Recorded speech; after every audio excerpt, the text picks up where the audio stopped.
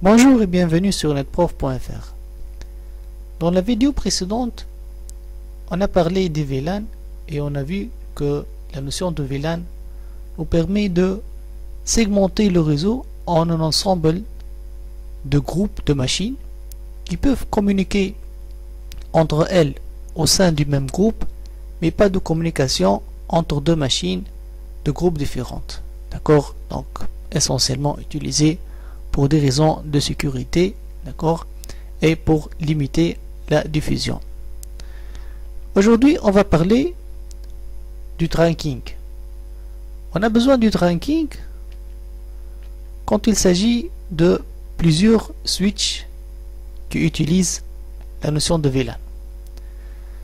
Donc, qu'est-ce qu'on a ici? On a deux switches, d'accord, connectés par une cascade classique sur le port C1 et C2, et on a VLAN A sur les 12 premiers ports, VLAN B sur les 12 autres premiers ports.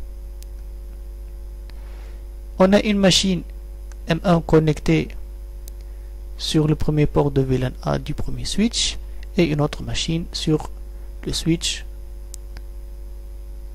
au-dessous. Alors, la question qui se pose, maintenant, est-ce que M1 peut communiquer avec M2? A priori, oui, voyons. Alors, j'ai ici une cascade. Donc, le switch en haut connaît que M1 se trouve sur le port numéro 1 du VLAN A. Et il connaît M2, on suppose qu'il connaît M2, sur la cascade, c'est-à-dire sur le port C1. D'accord, ça c'est la table de commutation du switch en haut. D'accord. Maintenant, j'ai une trame de M1 vers M2. Donc, l'adresse MAC destination, c'est M2. M2 se trouve sur le port de cascade. Donc, est-ce que le switch va commuter la trame sur C1? N'oublions pas ce qu'on a vu dans la vidéo qui parle des VLAN. On a vu que le switch ne fait la commutation que si l'adresse MAC source et destination sont dans le même VLAN. Alors, ce port C1, il appartient à quel VLAN? Est-ce que vous vous rappelez? Par défaut, on a dit que par défaut, les ports du switch sont dans VLAN 1. Donc, C1 et M1 ne sont pas dans le même VLAN. Donc, le switch ne va pas commuter la trame. Donc, ça ne va pas marcher comme ça. D'accord? Donc, c'est quoi la solution? Comme première idée, on peut avoir l'idée de faire des cascades directement d'un port du switch en haut vers un autre port du switch en bas. Ainsi, les PC sur VLAN A en haut peuvent communiquer avec les PC en bas. Mais vous comprenez bien que ce n'est pas une jolie solution. Donc déjà, avec deux switches, on a le nombre de cascades doit être exactement le nombre de VLAN. Que dire avec 4 ou bien 5 switches et 4 ou 5 VLAN. Donc ça sera difficile de gérer ça. Qu'est-ce qu'on veut? Donc on veut éliminer ces cascades directes et utiliser la cascade classique de C1 et C2. Mais ce port ne doit pas appartenir ni à VLAN A ni à VLAN B. Il doit appartenir aux deux VLAN en même temps. Parce que supposons que C1 et C2 sont dans VLAN A. D'accord, VLAN A, la communication va être faite sur VLAN A, mais VLAN B, et les PC sur VLAN B ne vont pas communiquer. Et vice versa. Donc, on a besoin que cette cascade soit en même temps dans VLAN A et VLAN B pour que les PC ici puissent communiquer avec les autres machines en bas. De même pour VLAN B. Donc, en conclusion, on a besoin de quelque chose qui ressemble à ça. Un port de cascade multicolore. Ni le VLAN rouge, ni le VLAN bleu.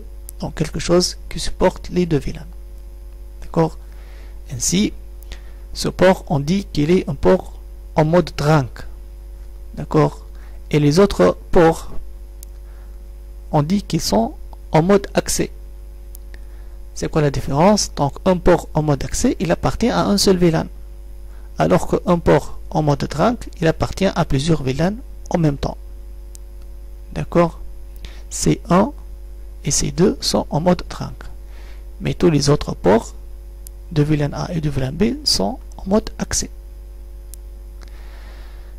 D'accord. Maintenant, a priori, ça va marcher. Voyons ça. Donc, on a une autre RAM Ethernet dont l'adresse MAC destination c'est M2. Elle va arriver au switch. Le switch va regarder M2. M2 se trouve sur le port C1. C1 appartient à C1, c'est un trunk. Il est multicolore. Donc, et M1 appartient à VLAN A. Est-ce que les deux ports sont dans le même VLAN? Ben, on peut dire oui, puisque C1 est un trunk. Donc, il appartient déjà à VLAN A. Donc, le switch peut commuter la trame et l'envoyer sur la cascade C1. Donc, la trame va sortir sur C1. Elle va arriver à C2. C2 va lire l'adresse MAC destination. L'adresse MAC destination, c'est M2. D'accord.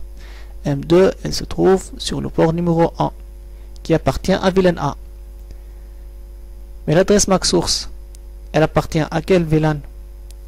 Pour lui, l'adresse MAC source, c'est M1. Donc, il sait lire ça. Mais M1, elle appartient à un trunk. Donc, on n'est pas sûr que M1 vient du VLAN A ou bien du VLAN B. Si elle vient du VLAN A, donc c'est bon, il va le commuter, puisque M2 est déjà dans VLAN A. Mais si M1 appartient à VLAN B, il ne faut pas qu'il commute la trame. Il faut l'ignorer. Donc, a priori, ce switch ne va pas trouver une information qui lui indique sur l'origine de M1. D'accord? Rien ne dit dans la trame que M1 vient du VLAN A. On sait que M1 vient sur un trunk. Donc, on ne connaît pas l'origine du VLAN de M1. D'où on a besoin d'insérer cette information quand la trame sort de C1. Donc, ici, le switch en haut, quand il va envoyer la trame sur C1, il va ajouter quelque chose dans la trame qui indique le VLAN de l'adresse MAC source, c'est-à-dire M1. Alors, donc, on a créé un standard qu'on appelle 802.1q. Donc, c'est une norme, c'est un standard. Donc, les switches doivent suivre ce standard pour qu'ils puissent fonctionner ensemble. On s'est dit que voilà l'entête de l'Ethernet. On a l'adresse MAC source, l'adresse MAC destination et les autres champs de l'entête.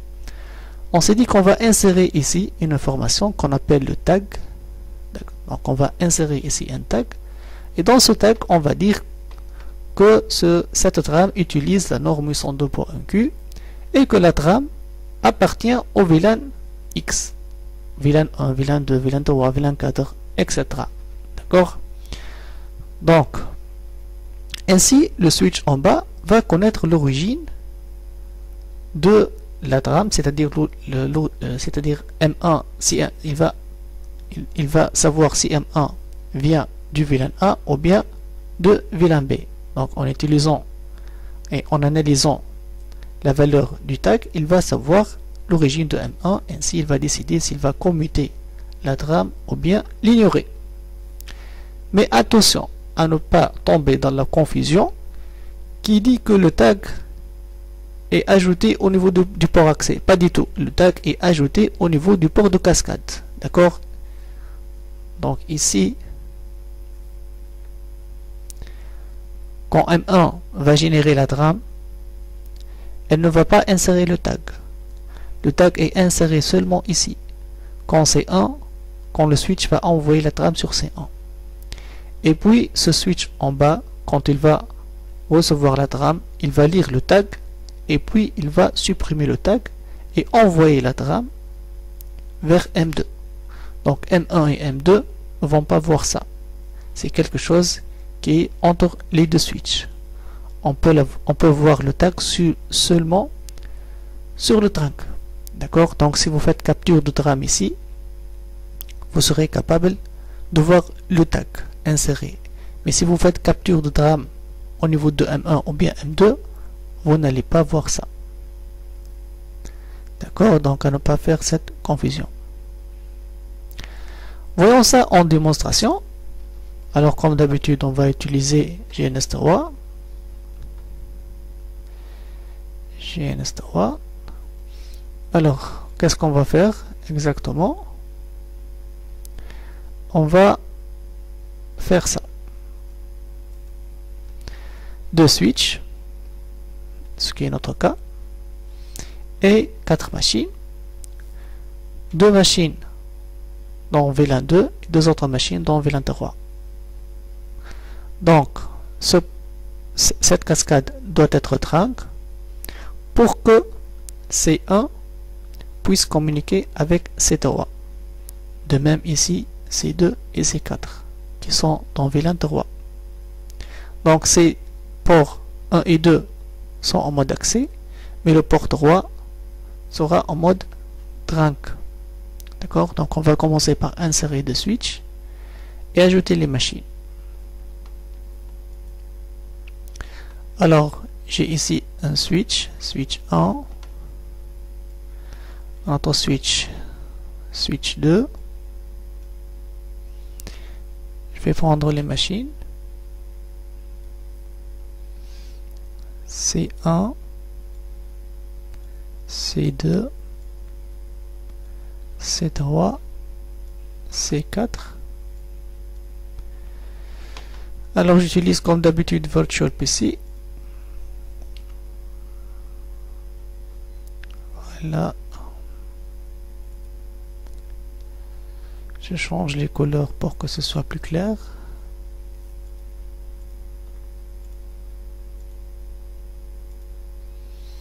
D'accord. Et je définis comme d'habitude les ports.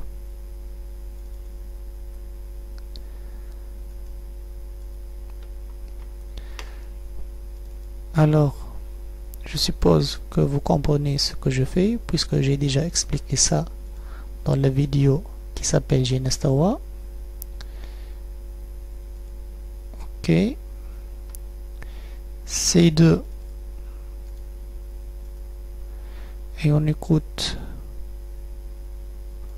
sur le port 30001 et 20001.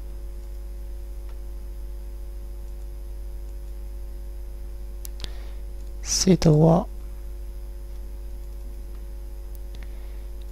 et on écoute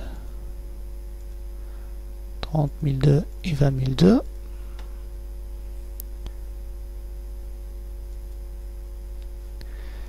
Et je termine par C4.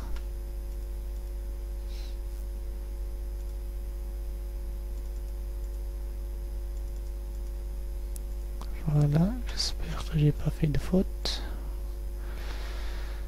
Alors, on va prendre des connexions Ethernet C1. On va aller sur le premier port du switch. D'accord. C2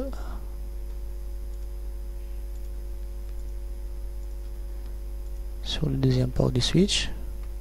Voyons ça. Donc premier port sur C1, deuxième port sur C2. Je fais la même chose ici.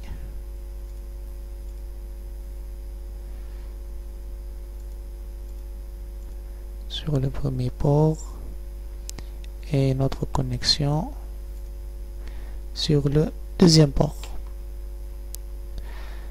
Et je termine par la cascade.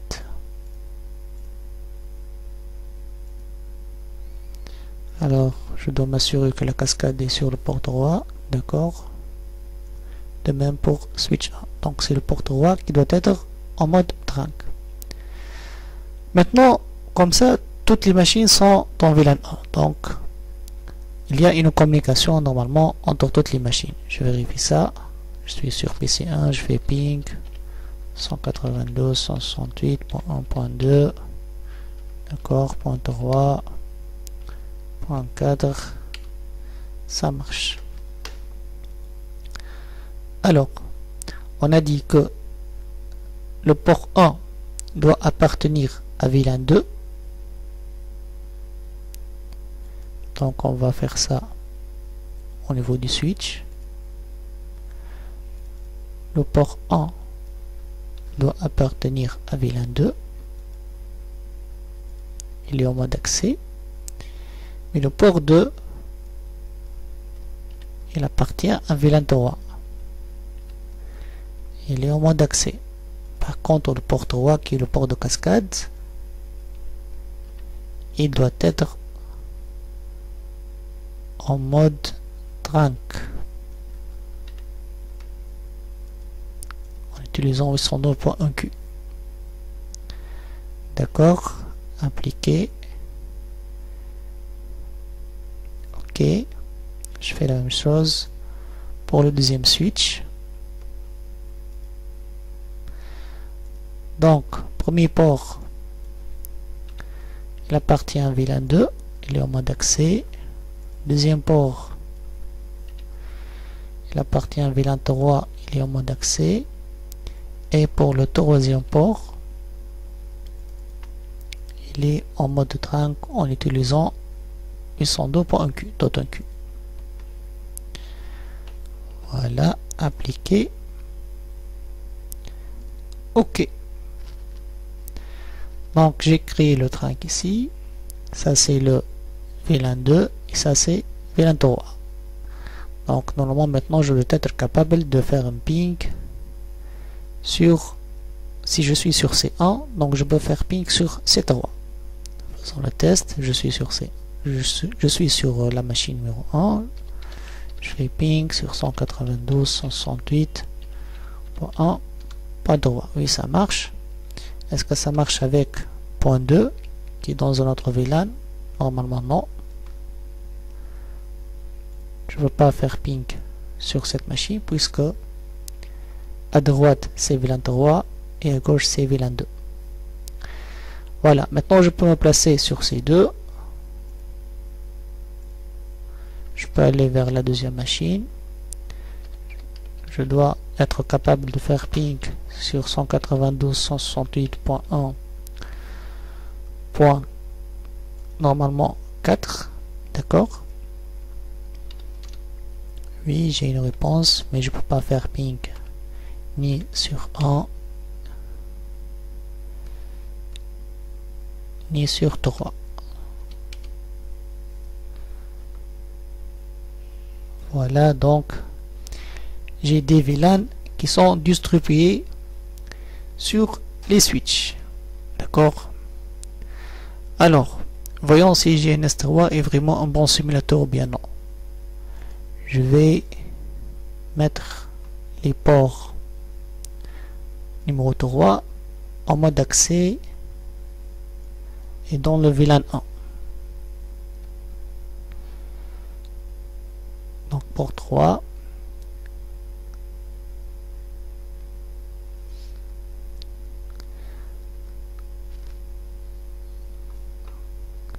Comme s'il n'a pas accepté la commande.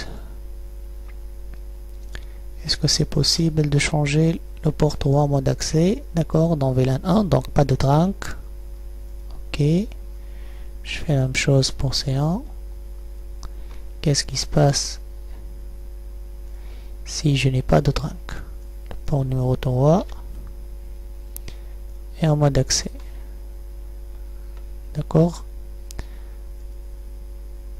Alors, si GNS3 est un bon simulateur, ça doit pas marcher entre C1 et C3. Donc, je vais aller sur la machine 1. Est-ce que je peux faire ping sur 192.168.1.3? Normalement, ça doit pas marcher. Et oui, ça ne marche pas parce que j'ai pas de trunk. D'accord, donc bravo GNS3, il a bien compris qu'il n'y a pas de trunk ici. Donc, pas de communication même au sein de même VLAN. Je peux faire aussi le même test au niveau de VLAN 3. Je vais aller sur la machine numéro 2 et je vais essayer de faire un ping sur 192.168.1.4 qui est normalement dans VLAN 3 aussi, mais ça marche pas parce que pas de trunk configurer entre les deux switches. Et c'est comme ça que ça doit être. D'accord? Alors revenons donc pour conclure, pour résumer ce qu'on a vu.